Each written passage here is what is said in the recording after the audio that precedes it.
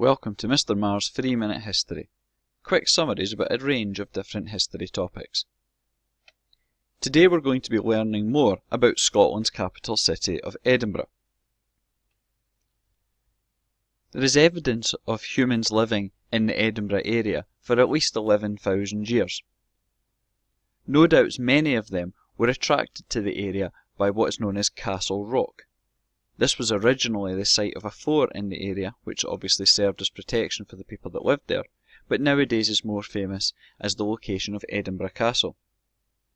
Even when the Romans arrived in Scotland, they found Celtic tribes living in that particular area. Over the years, Edinburgh grew in importance and size. By the 12th century, it had been granted a royal charter, recognising its important status in Scotland, and in fact, during the Scottish Wars of Independence, which largely took place in the late 1200s and the 1300s, this was another important site. Throughout the wars, Edinburgh was often under English control, although it was also won back, the castle, by Robert the Bruce.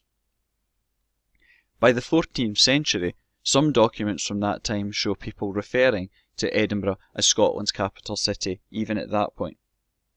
And during the time of Mary Queen of Scots, it played an important role. Not only did Mary at times live in Holyrood Palace, but there was also murders committed in there, including one of her husbands.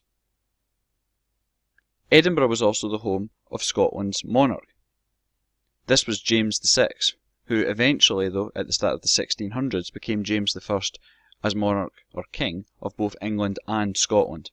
At this point he left Edinburgh and moved to London. Scotland's Parliament would essentially follow that in being dissolved the following century, when in 1707 England and Scotland united to create the Kingdom of Great Britain. By the 1800s, Edinburgh was in a slightly strange position. It was no longer Scotland's largest city, and it had been overtaken by Glasgow, which had gone through a period of substantial industrialisation.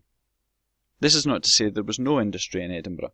Traditionally, the city had been home to jobs such as printing and brewing, and these had been added to by things such as rubber factories and engineering, but it did not quite have the same level of industrialisation as other places.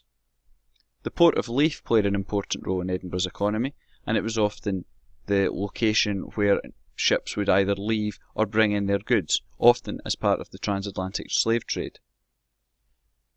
In the 1900s, Edinburgh was often a target, and during both World War I and World War II, the city was bombed on different occasions.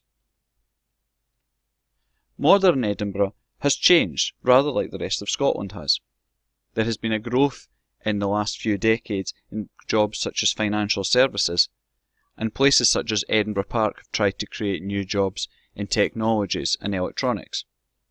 Perhaps the biggest change which has taken place in Edinburgh in recent times has been the reopening of Scotland's Parliament, which took place in 1999. This was firstly in a building at the top of the Royal Mile near Edinburgh Castle, but now is located in its more famous position at the bottom of the Royal Mile near Holyrood Palace.